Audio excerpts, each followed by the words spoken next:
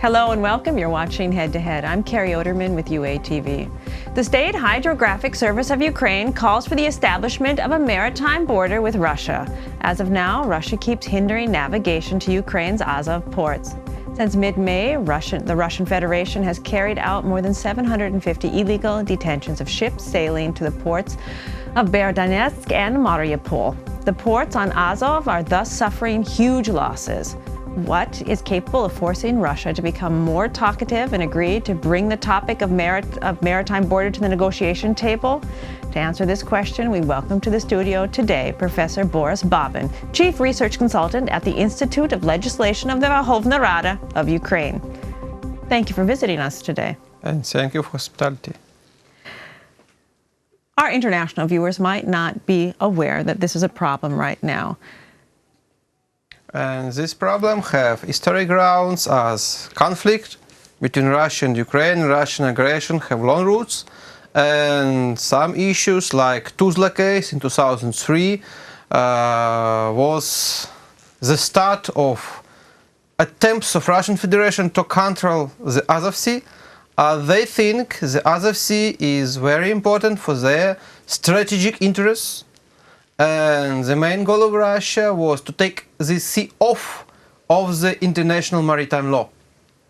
As international maritime law guarantees the innocent passage for any vessel peacefully going to the open port, and if you have port like Berdyansk and Mariupol and Genishevsk in Azov Sea, we may advise and ask to gas any vessel from any country, including military and navy vessels from United States or Great Britain or other country, and it will be our unilateral decision. And Russians have a lot of influence of their policy in years before the aggression, caused the so-called treaty between Russia and Ukraine of 2003, and this treaty proclaimed that there are some so-called historical waters in Azov Sea, and obliged to countries to make a state board guard line on this sea. But Russia refused to make this line after agreement was done, and after beginning of war, of course, all these issues became historical as brutal violation of international law and attempt of annexation of Crimea, crushed the influence on this treaty, and it has no any more power, as I think. That's why there is no any legal ground for Ukraine deny the power of the international maritime law in Azov Sea to establish national territorial sea on the Azov Sea, continuous zone and exclusive economic zone on this sea, according to the demands of the United Nations Convention on the Law of the Sea 1982. I think it's very clear situation, and international law have all mechanisms allowing us to defend our interests legally. And of course, as we know that Russia denies us the Ukrainian subjectivity on the international level, as the Ukrainian rights on the international level of any kind, that's why we may defend our sea not only, of course, by the power of law, but also by the power of the Ukrainian Navy, and maybe by the Navy of our alliances. I hope someday it happens that our ports will be defended and we will not be the hostages of Russian provocations.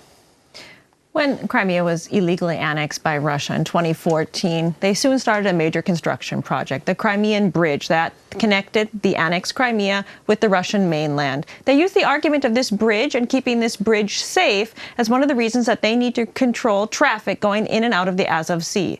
Is this a legitimate argument?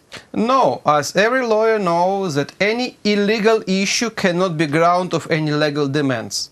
Crimean Bridge is illegal as it is built not in accordance with Ukrainian laws, without any negotiations with Ukraine.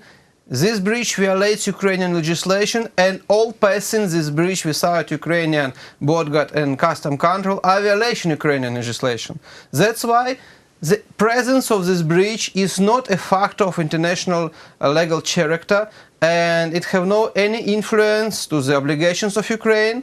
and it is have any influence to the international maritime law, and all the rash actions of Russian Federation, including the establishment of so-called closed zones, violate as United Nations Convention of 1982, both as the even so-called treaties between Ukraine and Russia on fishery of 1993 and on legal statute of Azov Sea of 2003, as this closure was done in unilateral way by Russia, and it is an international crime. It's additional attempt of annexation of part of Ukrainian waters.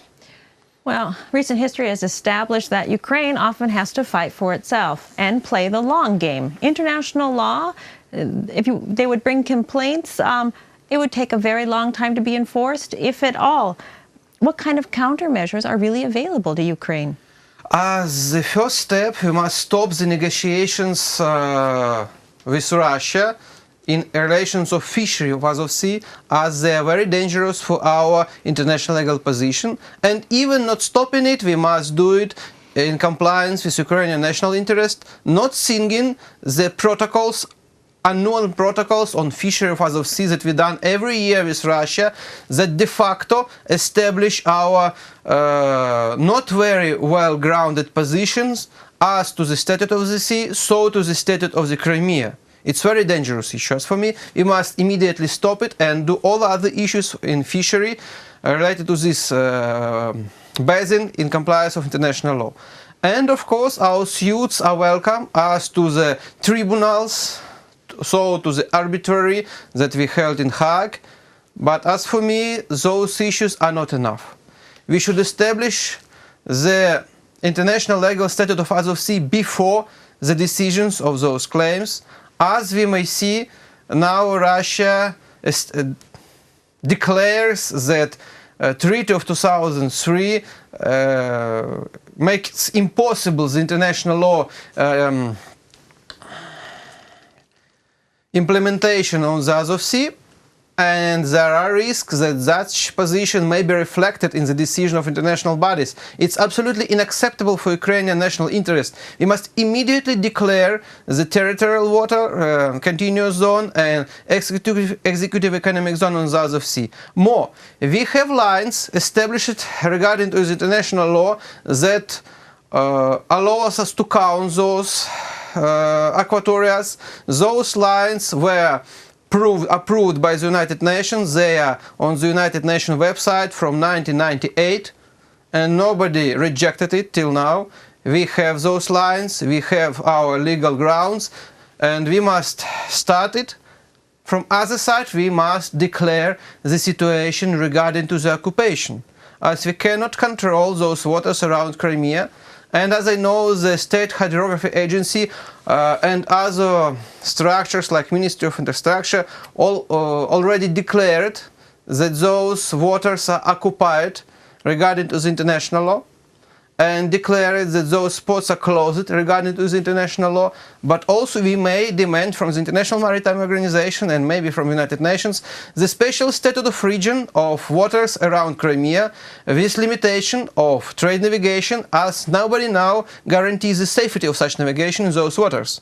As Russia legally always day by day makes military trainings there, it makes some unknown for everybody military projects in these waters, including possible nuclear projects, including some issues with usage of non-piloting vessels, etc., and mines. And all of this, of course, is very dangerous. Also, Russia makes illegal influence to the international system of navigation, of satellite navigation in this area, and such artificially influence makes risks for peaceful cargo shipment, as all modern vessels navigation are connected with the satellite systems, and it may cause terrible consequences as for human lives, so for environment. There's a lot you're leaving us to unpack there. That's all the time we have today. We'll have to have you come back, because it seems like Ukraine is in a great place in terms of arguments, but what's exactly going to happen, no one knows for sure. Yes. That was Professor Borys Babin, Chief Research Consultant at the Institute of Legislation of the Verkhovna Rada of Ukraine. Thank you for watching and stay tuned for more with UATV.